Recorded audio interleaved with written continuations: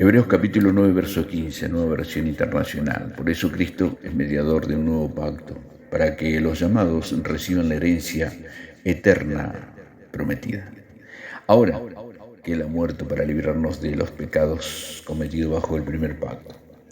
Con la muerte de Cristo murió también el pacto entre Dios e Israel, es decir, Dios, a partir del sacrificio de Cristo, ya no tiene ningún compromiso legal con Israel. Y del mismo modo Israel con Dios. El matrimonio quedó disuelto por la muerte de una de las partes, por lo tanto queda anulado, no existe más.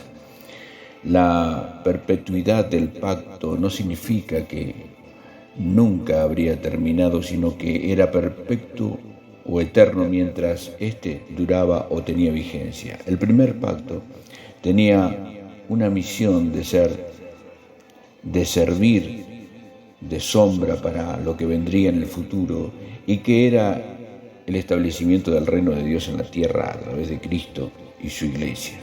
Y esa era su eternidad. Por lo tanto, cuando Cristo y su iglesia entraron en escena, el viejo pacto terminó su cometido, perdió su vigencia y tuvo que desaparecer, porque la mujer casada está sujeta a la ley al marido mientras éste vive, pero si el marido muere, ella queda libre de la ley del marido. Romanos 7, 2. Ahora bien, la promesa hecha a Israel se cumple en la iglesia. Dios salvó al remanente fiel de Israel en el primer siglo. El resto desapareció junto con su ciudad, su templo, su pacto. Al decir llamados, Hebreos capítulo 9, verso 15, se refiere a la simiente elegida, y no solamente judías, sino a todos los escogidos en Cristo. Ellos recibirán la herencia eterna prometida.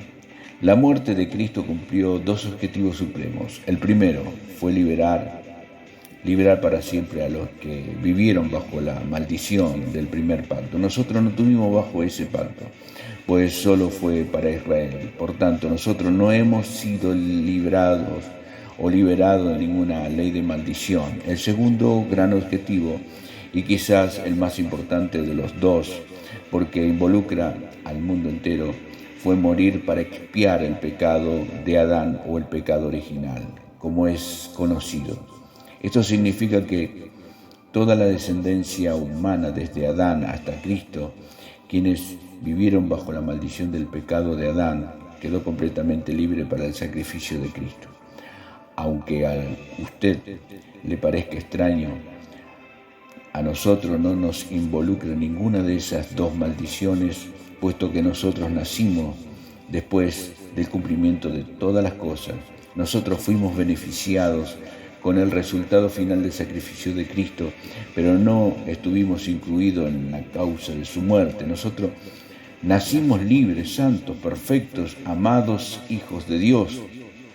El propósito de venir Jesús al mundo fue para resolver el género humano, aquello que el primer hombre perdió a causa de su desobediencia. El derecho a comer del árbol de la vida y vivir eternamente.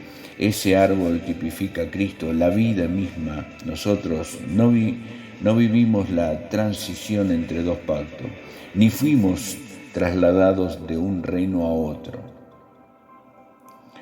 Nacimos en lo que Pablo denominó los siglos venideros, Efesios capítulo 2, verso 7. Nacimos libres de pactos, de leyes, de condiciones, libres de todo. Nacimos sentados en los lugares celestiales y no tuvimos que pasar por la muerte a vida, porque nacimos eternos en el sentido de que Dios está en nosotros. Juan capítulo 5, 24, de cierto os digo que el que oye mi palabra y cree en el que me envió tiene vida eterna y no vendrá a condenación, mas ha pasado de muerte a vida. Entender la Biblia en términos de pacto es esto sencillamente. El viejo pacto fue de muerte y condenación. 2 Corintios capítulo 3, versos 7 al 9, pero el nuevo es de vida y de justicia.